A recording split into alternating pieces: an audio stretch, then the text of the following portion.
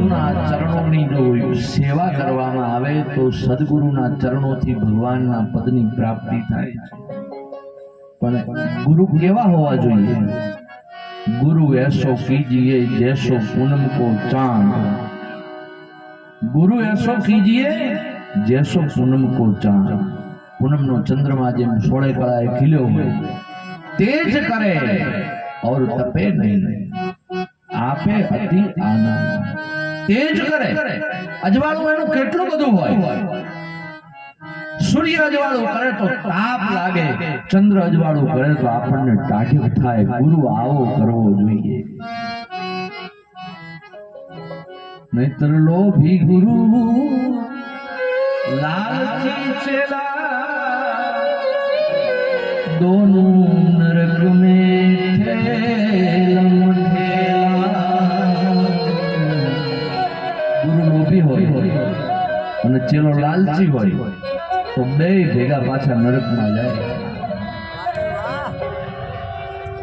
गुरु नी सेवा छे, गुरु योग्य आपणे जारे गुरु गोतवा नथी पड़ता, पात्रता जारे भक्ति नी आपणी तैयार थाय त्यारे गुरु सामेथी आवीने आपणे मळे। सद्गुरु सामेथी आवीने मळे, भीतरनो भेद खोले, कोई भाव न होय, कोई स्वार्थ न होय। एवा गुरुનું શરણું આપણે સેવવું જોઈએ, જે જ્ઞાની હોય, જે શીતળ હોય। ગુરુએ સા કીજીએ જૈસો કો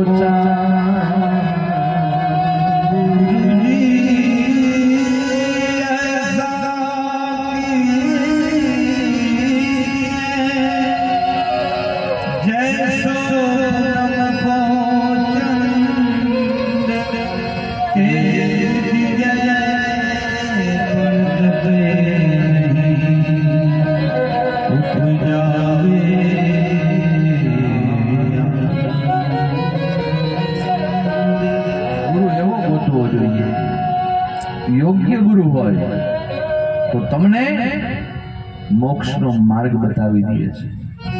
बाकी आपणा संतोमां ने शास्त्रोमां कीधुं छे गुरु लोभी पण न होय, गुरु लालची पण न होय, चेलो पण लालची न होय, चेलानो पण कोई स्वार्थ न होय। नहीतर एक चेलो एक गुरुनी सेवा करवा जतो, गुरु करेला એટલે સેવા કરવા જાય। रोज रात्रे गुरुना चरणनी सेवा करे, पग दबावे। वर्षों निकली गया ने एमां पछी एक दिवस चेलो छे गुरुना नित्यक्रम मुजब पग दबावा माटे गयो। बापजी हुता छे, चेलो पग दबावे। 8 वाग्या 8 रात्रिना એટલે ગુરુએ પૂછ્યું, ચેલા? बोले हाँ बापू। तो तमे केटला भाईओ छो? बापू अमे 4 भाईओ। अने वातों करता करता गुरु तो पाछा होई गया। चलो पग दबावे जाए, कारण के शिष्यनी मर्यादा होय, गुरु ज्यां सुधी ना न पाड़े त्यां सुधी सेवा बंद थाय नहीं। महात्मा तो सोई गया छे, चलो पग दबाव्या करे। 12 वाग्या एटले आंख बापजीनी खुलीने वળી पूछ्યું, चला अभी तू सेवा कर रहा है? कि हाँ बापू। कि तमे केटला भाई? बापू अमे 4 भाई। वળી पाछा वातो करता करता बापजी तो होई गया। चलो पग दबाव्या करे, दबाव्या करे, दबाव्या करे। 3 वाग्या ने वળી पाछो आंख खुली। तो चेला अभी तू सेवा कर रहा है? कि हाँ बापू, ज्यां सुधी तमारी आज्ञा न थाय त्यां सुधी मारी सेवा बंद न थाय। ठीक है ठीक है। तमे केटला भाई छो? कि बापू अमे 4 भाई। वळे महात्माजी तो वातो करता करता होई गया। सवाરના 4:30 वाग्या ने वળી पाછી बापूनी आंख खुली तो चेलो तो बिचारो पग दबाव्या करे। अभी चेला तू मेरी सेवा कर रहा है? कि बोले हाँ बाप जी। कि चेला तमे केटला भाई? कि बापू अमे 3 भाई। कि राते तो तू मने 3 वखत 4 भाई कहेतो तो कि तमे आज मने जीवतो छोड़ो तो अमे 4 रहेशुं, बाकी अमे 3 थई जवाना। गुरु एवो पण न होवो जोईए कि जे शिष्योनी आवी दशा लावे। नहीतर आ जगत छे स्वजनो, जगत में જગતના લોકો જ્યારે ગુરુના ચરણે આવે, આ દુનિયા સ્વાર્થી છે, ચેલાઓ લાલચી હોય, અને લાલચમાં જો સાધુ પડી ગયું તો આ દુનિયા છે ને. એક બાંકમાજી બેઠા હતા ને, ગામમાં આશ્રમ બનાવ્યો, અને આશ્રમ બનાવ્યો ને પછી આશ્રમ જામ્યો, લોકો આવવા માંડ્યા અને આખી ભીડ થવા માંડી. હવે બાપુને તો કઈ આવડે નહીં, પણ બધું જામી ગયું એટલે કઈ બોલ્યા નહીં કે હવે આપણે આ જામી ગયું છે, હવે કઈ બોલવું છે નહીં. દુનિયા આપણને માનવા માંડી છે, આપણે જ્ઞાની છીએ કે અજ્ઞાની છીએ કે આપણે કાંઈ કેવું નથી. હવે એમાં કોઈ ભાઈ આવ્યો છે ગામનો કે બાપુ બહુ તાણ છે, બહુ તકલીફ છે, બહુ પરિસ્થિતિ મારી ખરાબ રહી છે, કંઈક જાણતા હોય ને કંઈક આશીર્વાદ આપો. બાપુને તો આવું કંઈ આવડતું નહોતું. દાઢીમાં હાથ નાખ્યો અને દાઢીનો એક વાળ તોડી નાખ્યો કે લે આ લઈ જા, તારે મજા થઈ જશે. હવે કિસ્મત, ભાગ્ય, સંજોગ હતા, આ તો વાળ લઈને ઘરે આવ્યો, નાનો તો દાડો બદલાઈ ગયો. 5 દિવસમાં તો બધા દુઃખો દૂર થઈ ગયા. એને બીજાને કીધું, બીજે ત્રીજાને કીધું, ત્રીજે ચોથાને કીધું, આખું ગામ ઉપડ્યું. દાઢી લાલ ઘૂમ કરી નાખી બાબા. જે આવે એ પકડે, જે આવે એ પકડે. જગત આવું. એવો ગુરુ પણ ન હોવો જોઈએ, એવો ચેલો પણ ન હોવો જોઈએ. ગુરુ ને ચેલા લોભી ને લાલચી હોય, દંભ રહિત ગુરુ હોવો જોઈએ. દંભ રહિત. એક મહાત્માજી ગામમાં આશ્રમ જામ્યો, ભેગો ચેલો, અને દુષ્કાળ પડેલો, અને એવો દુષ્કાળ પડ્યો કે ક્યાંય પાણીનો છાંટો ન મળે. એમાં ગામનો એક ભાઈ આવીને કીધું કે બાપજી, કે બોલે હા,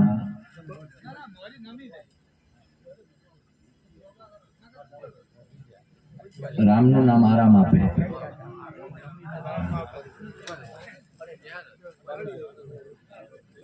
કે બાપજી આ દુષ્કાળ પડ્યો છે, વરસાદ વરસતો નથી, આ દુષ્કાળમાં કંઈક કૃપા કરો, મારા ખેતરમાં વરસાદ વરસી જાય, મારા ખેતરમાં વરસાદ વરસી જાય તો વાવેલો મારો પાક છે એ નિષ્ફળ ન જાય.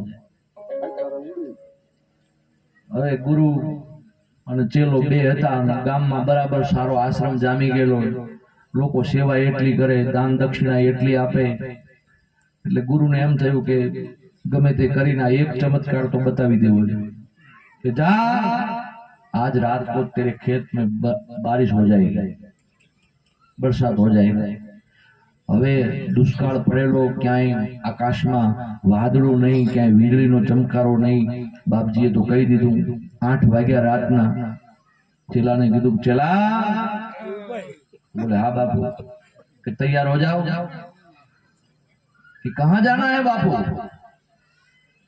कि हमने वरदान दिया है, आशीर्वाद दिया है, तेरे खेत में बारिश हो जाएगी, तो उसके खेत में बारिश करने के लिए जाना है.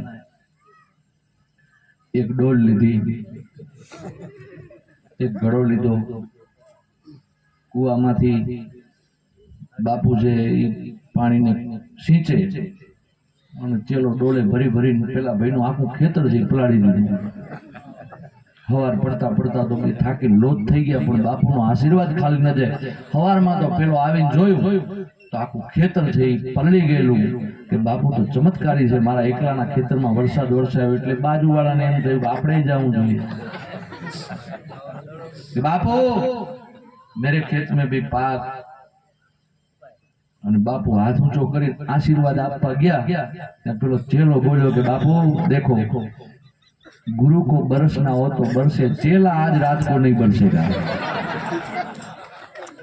તમારે બાપુ વરહ હોય તો વરહ જો, બાકી આ ખેતરે ખેતરે વરહવાની તાકાત મારી નથી.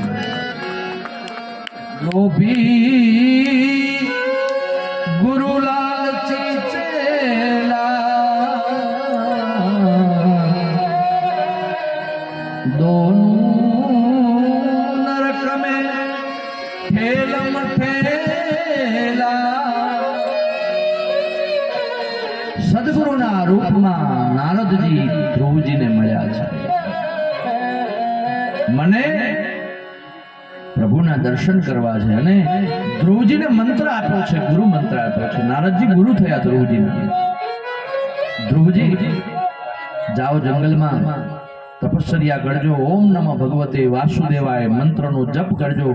અને ધ્રુવજી આ જપ કરતા કરતા કરતા કરતા એક દિવસ પ્રભુ તમારી પાસે આવીને મળશે. હાથમાં મંત્ર લીધો છે, ધ્રુવજી આવ્યા છે ઘોર જંગલમાં અને તપસ્યા કરવા માટે બેઠા છે. વર્ષો વીતી ગયા, ઊભા પગે એક પગે ઊભા રહીને તપ કરે. શિયાળામાં ઠંડીમાં સ્નાન કરે, ઠંડા પાણીમાં આખી રાત ઊભા રહીને તપ કરે છે. ચોમાસામાં વરસતા વરસાદની વચ્ચે ઊભા રહીને તપ કરે છે. ઉનાળાના ધોમ ધરખા તડકામાં ચારે બાજુ છે, ચારે બાજુ ધોમ ધરખા તડકાની અંદર ચારે બાજુ અગ્નિને પ્રગટાવીને ધ્રુવજી તપ કરે છે. એક પગે સ્થિર ઊભા રહી અને ધ્રુવજી તપ કરે છે. અને જ્યાં તપસ્યાનો પરીક્ષાઓ બધી પૂર્ણ થઈ છે, પ્રભુ પરીક્ષા લે છે. એમ કઈ સસ્તો આપણને રસ્તામાં ભગવાન મળી નથી જતો. કેટલીય કસોટીઓ ભક્તિ માર્ગમાં જ્યારે માણસ આપે છે પછી ભગવાનના દર્શન થાય છે. કેટલી કસોટી, એટલી કસોટી ભક્તની જ કસોટી થાય. ખાવા દાણો ઘરમાં ન રહીએ એવી પરિસ્થિતિ ભગવાન ભક્તિના માર્ગે નીકળનાર ભક્તોની કરે છે. અને આવી પરિસ્થિતિમાં જે હરિનું સ્મરણ ન છોડે, ધ્રુવજી ભૂખ્યા રહ્યા છે. અને પછી ધ્રુવની સામે 14 બ્રહ્માંડનો માલિક પરમાત્મા હાથમાં શંખ ચક્ર ગદા પદ્મ લઈ અને પ્રગટ થયા છે. ધ્રુવજીને કહ્યું છે, ધ્રુવ બેટા આંખો ખોલો, હું પ્રભુ તમને દર્શન આપવા માટે આવ્યો છું. ધ્રુવજીએ આંખો ખોલી છે. એક વખત આંખો ખોલી ધ્રુવજીએ પાછી આંખો બંધ કરી દીધી છે કે બેટા ધ્રુવ આંખો ખોલો, હું 14 બ્રહ્માંડનો માલિક પરમાત્મા તારી પાસે આવ્યો છું. કે પ્રભુ આંખો ખોલવી નથી, જે દર્શન તમારા એક વખત મેં કરી લીધા છે, હવે મારે બીજા દર્શન કોઈના કરવા નથી. આ જગત મારે જોવું નથી. ધ્રુવજીના મસ્તકની ઉપર હાથ મૂક્યો છે અને અડગ તરફ જોઈ ધ્રુવજીને કહે છે, બેટા તારે એકલાએ નથી કરવાનું, તારે આખી પેઢીને તારવાની છે. જાઓ, મારા આશીર્વાદ છે, હું તમને મસ્તક ઉપર હાથ મૂકું છું, આજ્ઞા કરું છું. તમારે જવાનું છે અને હજી રાજ્ય સંભાળવાનું છે. સર્વ સુખ છે સંસારના તમારે ભોગવવાના છે. પ્રભુ જ્યારે લીધે ત્યારે આ સર્વ સંસારના સુખો આપણને આપે છે. ભક્તિ પ્રભુની ભક્તિ છે, સંસારના સર્વ સુખોની પ્રાપ્તિ કરાવે છે. ધ્રુવજી ઘરે આવ્યા છે. ધ્રુવ ઘરે આવતા હતા એટલે પિતા ઉત્તાનપાદને સમાચાર મળ્યા એટલે ઢોલ ત્રાસા નગારા વગાડી અને ધ્રુવજીનું હાથીની અંબાડી ઉપર બેસાડીને સ્વાગત કરવામાં આવ્યું છે. કારણ કે ઉત્તાનપાદ હવે ભોગમય જીવન જીવી જીવી જીવી અને એટલો કંટાળ્યો હતો, એને હવે બધું જ્ઞાન થઈ આવ્યું હતું કે આખરે તો હરિનો માર્ગ જ સાચો છે, આખરે તો પ્રભુનો માર્ગ જ સાચો છે. અને ધ્રુવજીને રાજ્યાસન સોંપ્યું છે અને ઉત્તાનપાદ સુરુચિ અને સુનીતિ બંનેને લઈ અને જંગલમાં આવી ભાગવતજીના 10મ સ્કંદનો પાઠ કરે છે અને પોતાના નિજ પાછળનું જીવન છે એ પ્રભુ ભક્તિમાં એમણે વિતાવ્યું છે. પ્રભુ ભજનમાં વિતાવતા વિતાવતા ધ્રુવજી પણ પોતાના નગરમાં લોકોને ધર્મને માર્ગે ચલાવતા શાસન કરતા કરતા કરતા કરતા ધ્રુવે અવિચળ તપ કર્યું હતું. એટલે જ્યારે કાળ છે ધ્રુવને લેવા આવ્યો ત્યારે કાળના મસ્તકની ઉપર પગ મૂકી ધ્રુવજી વિમાનમાં બેઠા છે અને સ્વર્ગે સીધાવ્યા છે. હે રાજન, બાળપણમાં ભક્તિ લાગે તો બાળપણમાં પણ પ્રભુને પ્રાપ્ત કરી શકાય છે. પછી ધ્રુવની આગળની વંશાવલીની કથા છે. ધ્રુવજીને ત્યાં 3 દીકરા થયા, અંગ, વેન અને પૃથુ રાજા થયા. એમાં ભાગવતજીમાં પૃથ્વીરાજાનું ચરિત્ર, આ રાજ્યમાં પૃથ્વીરાજા જ્યારે રાજ્ય કરતા હતા ત્યારે ધરતીની ઉપર દુષ્કાળ પડ્યો છે, કઈ ખાવા માટે રહ્યું નહીં, અને એ ધરતીનું રક્ષણ, એ ધરતીનું દોહન પૃથ્વીરાજાએ કર્યું છે. ખેતીની શરૂઆત કરનાર સૌથી પ્રથમ કોઈ રાજા હોય તો આ ધરતી ઉપર પૃથ્વીરાજા થયો છે, જેણે ધરતીના મૂલ્યોને સમજ્યા છે. આ માટીની તાસીર છે સ્વજનો, આપણી ધરતીની તાસીર છે. ભૂમિ જીવિત છે, ભૂમિ મૃત અવસ્થામાં નથી. એટલે સવારમાં ઉઠતાની સાથે ભૂમિને વંદન કરવાના કીધા છે. જેવા જાગો અને ધરતીની ઉપર પગ મૂકો એવા પહેલા જ ધરતીને પ્રાર્થના કરો. સમુદ્ર વસને પર્વત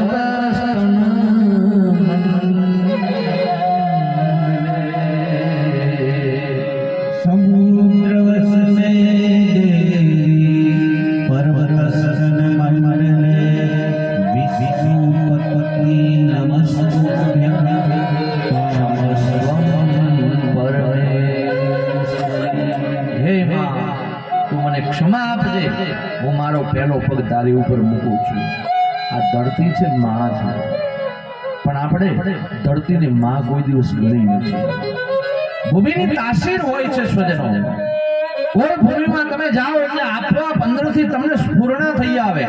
કોઈ ભૂમિ એવી હોય કે રાત્રે તમે એ ભૂમિની અંદર સુવો એટલે તમને નિંદ્રા આવી જાય. કોઈ ભૂમિ એવી હોય એની ઉપર તમે સુવો એટલે આખી રાત્રિ તમને નિંદ્રા ન આવે. આ બધા ભૂમિના પ્રભાવો છે. અને એમાં ભારત વર્ષની જંબુદ્વીપે ભરતખંડે આર્યાવર્તે ભરતખંડ ભારત નામનો જેટલો ખંડ છે એની ભૂમિ તો અતિ પવિત્ર ગણવામાં આવી છે. એટલા માટે દેવતાઓએ અહીંયા જ ભારતની ભૂમિમાં જ બધે જન્મ લીધા છે, બીજે ક્યાંય લીધા નથી.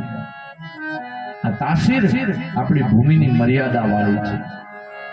અજબ તાસીર છે આ ભૂમિની, અજબ તાસીર છે આ ભૂમિની, અજબ તાસીર છે આ ભૂમિની. કૂવો એક ખોદો ત્યાં અહીં આખી સરિતા નીકળે છે, અને શબ્દ એક શોધો ત્યાં આખી સંહિતા નીકળે છે. અજબ તાસીર છે આ ભૂમિની, જ્યાં ભાગવત મહાભારત અને ગીતા નીકળે છે. અજબ તાસીર છે આ ભૂમિની, ભાવો મહાભારત અને ગીતા નીકળે છે. અને હજી ધબકે છે લક્ષ્મણની રેખાઓ, જ્યાં આજે રાવણ બીતા બીતા નીકળે છે.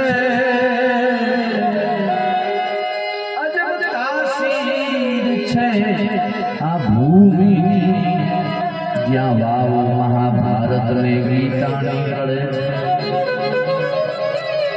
આ ધરતી પવિત્ર છે, આ ભૂમિ પવિત્ર છે.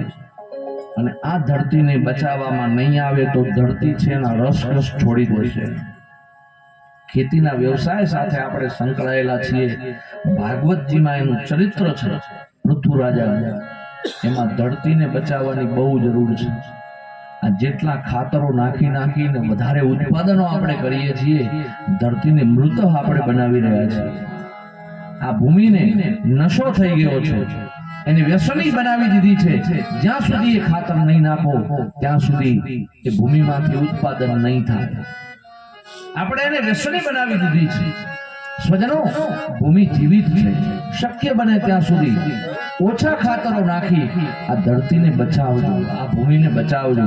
વર્ષો સુધી જો આમાંથી પાકને ઉત્પાદન લેવું હશે તો આવા રાસાયણિક ખાતરો, રાસાયણિક દવાઓ, આ બધાથી આપણે બચવું પડશે. ભૂમિને, ધરતીને બહુ બચાવવાની જરૂર છે. અનેક રસોનું પ્રાગટ્ય આ ધરતીમાંથી થાય છે. અને પેટાળમાં એટલું બધું તત્વ પડ્યું છે જે શરીરને ટકાવી રાખવા માટે એ છોડમાં આ ધરતી આપે છે. પૃથ્વીરાજાનું ચરિત્ર કહી અને પછી દક્ષ પ્રજાપતિના જે કન્યાઓ હતી એની સુંદર કથા કહી છે, પરમહંસોની કથા પંચમ સ્કંદમાં કહી અને પછી જડ ભરતનું ચરિત્ર કીધું છે. યુવાનીના સમયમાં ભરતજીને વૈરાગ્ય લાગ્યો છે. યુવાન રાજા જેના નામ ઉપરથી આપણા દેશનું નામ પડ્યું ભારત. રાજા જ્યારે રાજ્યાસન ભોગવતા હતા અને રાજ્યાસન ભોગવતા ભોગવતા ભોગવતા વૈરાગ્ય જાગ્યું છે કે આ જગતનું બધું નકામું છે, આ દુનિયા છે એ સાવ નકામી છે, આ જગતની સાથે ન ચલાય, સ્વાર્થી છે આ જગત. જ્યાં સુધી જીવતા છીએ ત્યાં સુધી કિંમત છે, મર્યા પછી આ દુનિયામાં કોઈ કોઈનું પૂછતું નથી, કોઈ પાછળ આવતું પણ નથી. અને આપણી નજરની સામે દાખલા છે જેના માટે જે જગતને માટે આપણે જીવીએ છીએ એ જગત એની મર્યાદાઓ હોય. ઘરની સ્ત્રી છે મર્યા પછી કેટલા સુધી આવે? ઘરના ઝાંપા સુધી, આંગણા સુધી. ગામના છે, સ્વજનો છે, સગા છે, સંબંધીઓ છે, એ સ્મશાન સુધી આવે છે. આ શરીર જેને સાચવ્યું છે એ સ્મશાન સુધી આવે છે અને ત્યાંથી પછી એકલાએ આપણે રસ્તો કાપવાનો થાય છે. ત્યાં સુધી બધા ભેગા છે, ત્યાંથી પછી એકલા રસ્તો કાપવાનો. આ દુનિયા માટે ગમે એટલું કરશો તો આખરમાં એ કશું ભેગું આવવાનું નથી, કોઈ સાથે આવવા તૈયાર પણ નહીં થાય. એકલાએ જ જવાનું છે અને એકલા જવાનું છે એટલે એકલા જવા માટેનું ભાથું આપણે બાંધીને રાખવાનું છે. એકલા જવાનું ભાથું બાંધી રાખવાનું છે. અને આપણને મોતની બીક એટલા માટે જ લાગે છે. મૃત્યુની બીક કેમ લાગે છે? એકલા જવાનું છે એટલે લાગે છે. બાકી હમણાં એમ હોય કે 5, 7, 10 જણની ટોળીમાં બધાને જવાનું છે તો મોતનો ભય આપણને ના લાગે કે કાંઈ વાંધો નહીં, આમાં તો 10 જણા ગામના ભેગા છે ને આપણે શું વાંધો. પણ ત્યાં તો એકલા જવાનું છે. સ્વજનો, મનુષ્ય એકલો આવ્યો છે અને એકલા જવાનું છે. એકલા જ આવ્યા મનવા, એકલા જવાના, સાથી વિના સંગી વિના એકલા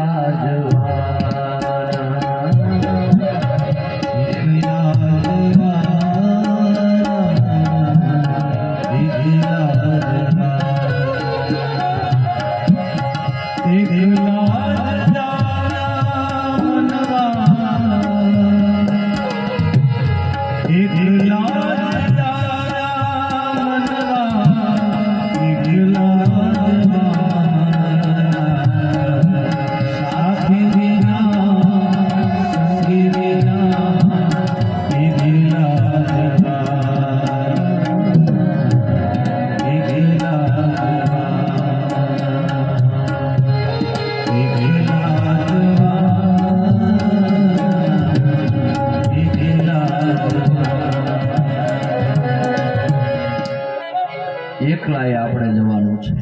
હરિના ધામમાં મનુષ્ય સ્મશાન પછીનો રસ્તો એકલાએ કાપવાનો છે. પ્રભુ છે, પ્રભુના દરબારમાં આ આત્મા છે એ જાય છે. ગયા પછી ભગવાન પૂછે છે કે તે શું શું કામ કર્યા છે, તે શું સત્કર્મો કર્યા. મેં તને આ જગતમાં મનુષ્ય બનાવીને મોકલ્યો, તને બુદ્ધિ આપી, તને સારું જીવન આપ્યું, તે એમાં શું કર્યું? અને જો કાંઈ નહીં કર્યું હોય તો આપણે મૂંઝાઈ જવાના છીએ.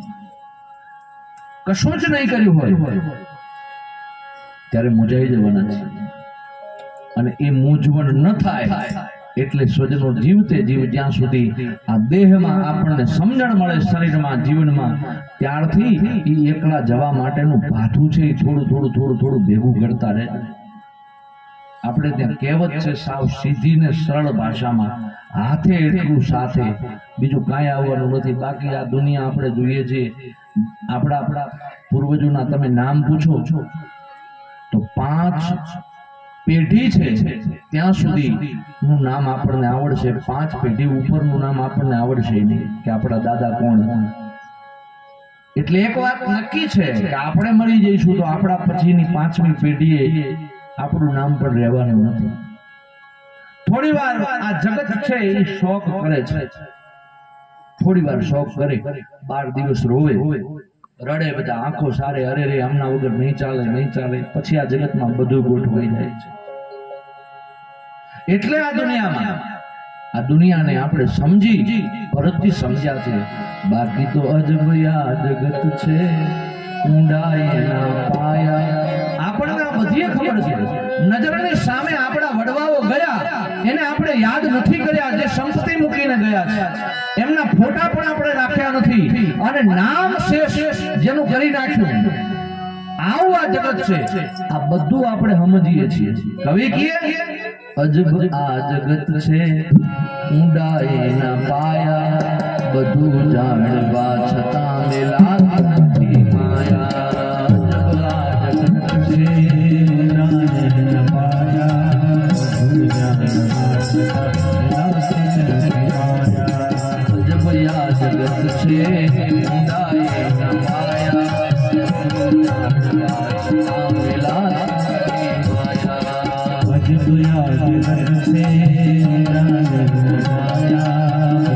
જાણવા છતાં મેલા નથી માયા. અજબ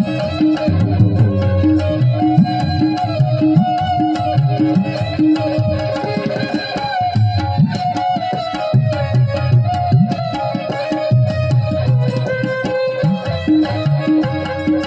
સમય આવે સુખનો ત્યારે જગત હાથ જોડે, અંધારામાં પડછાયો સાથ છોડે. સમય આવે સુખનો જગત હાથ જોડે, અંધારામાં પડછાયો પણ સાથ છોડે.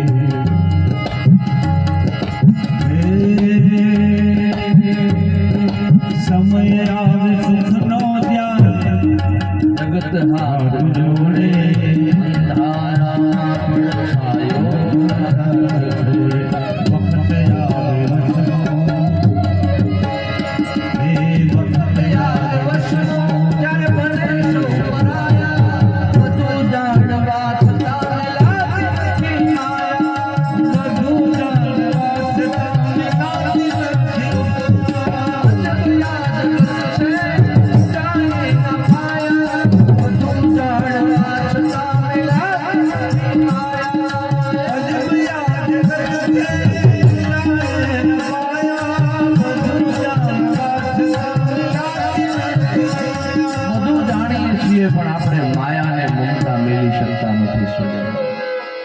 ભરતજીએ માયાનો ત્યાગ કર્યો છે. રાજપાટ ધન વૈભવ છોડી દીધું અને જંગલના માર્ગે આવી ભરતજી તપશ્ચર્યા કરે છે. ભરતજીનું ચરિત્ર આપણને શું સમજાવે છે સ્વજનો? ભરતજીએ સંન્યાસ તો લઈ લીધો, બધું છોડી દીધું. રાજપાટ ધન વૈભવ આ બધું ભરતજીએ છોડ્યું. ભરતજી કુટિયા બનાવી અને પછી ભગવાનનું ભજન કરે. એમાં એક દિવસ વહેલી સવારે ભરતજી નદીમાં સ્નાન કરવા ગયા. કોઈ પારધીએ તીર છોડેલું હતું. હરણ છે, ગર્ભવતી હરણી, એનું તીર વાગેલું. ચાલતી ચાલતી આવીને જ્યાં ભરતજી સ્નાન કરતા હતા એ કિનારા ઉપર આવીને હરણી પડી ગઈ છે. હરણી મૃત્યુ પામી, પણ બચ્ચાને જન્મ આપ્યો. અને હરણ બાળનું બચ્ચું જ્યાં જન્મ્યું છે, ભરતજીને દયા આવી કે અરે રે આ હરણ બાળનું બચ્ચું જન્મ્યું છે, એકલું છે, એની માં મરી ગઈ છે, ને કોણ મોટું કરશે, એટલે લઈ આવ્યા છે. કુટિયામાં ભરતજી રાખે છે, ફળ ફૂલ બધું ખવડાવે છે.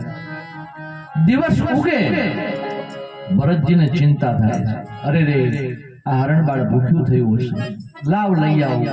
એમ કરતા કરતા ભરતજીને હરણબાળની સાથે એટલી પ્રીતિ લાગી છે, એવી માયા લાગી છે, દિવસ રાત ભરતજીનો જ વિચાર થયા કરે છે. રાત દિવસ ભરતજીનો વિચાર થયા કરે. એટલે રાત્રિના એક દિવસ અંતનો સમય આવ્યો છે અને અંતકાળે ભરતજી પોતાના પ્રાણ ત્યાગવાની જ્યારે તૈયારી કરતા હતા એ સમયે એમને હરણનો વિચાર આવ્યો કે અરે રે હું જઈશ પછી આ હરણને કોણ બચાવશે?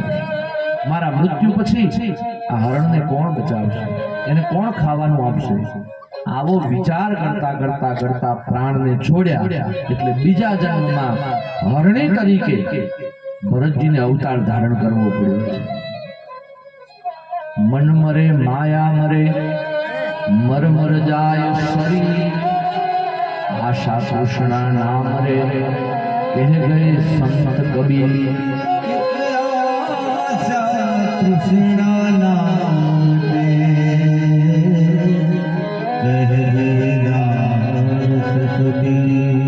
મન મરી જાય આપણું.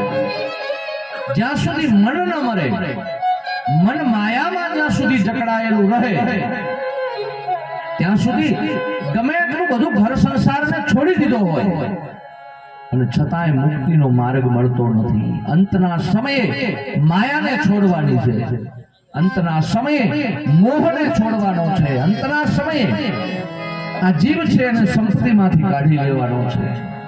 બીજા જન્મમાં હરણી થયા છે અને હરણની યોનિમાં અવતાર ધારણ કરી અને જ્યાં પૂર્ણ કર્યો છે અવતાર, વિચાર કર્યો કે હવે મારે મન ક્યાંય ભક્તિ સિવાય રાખવું નથી.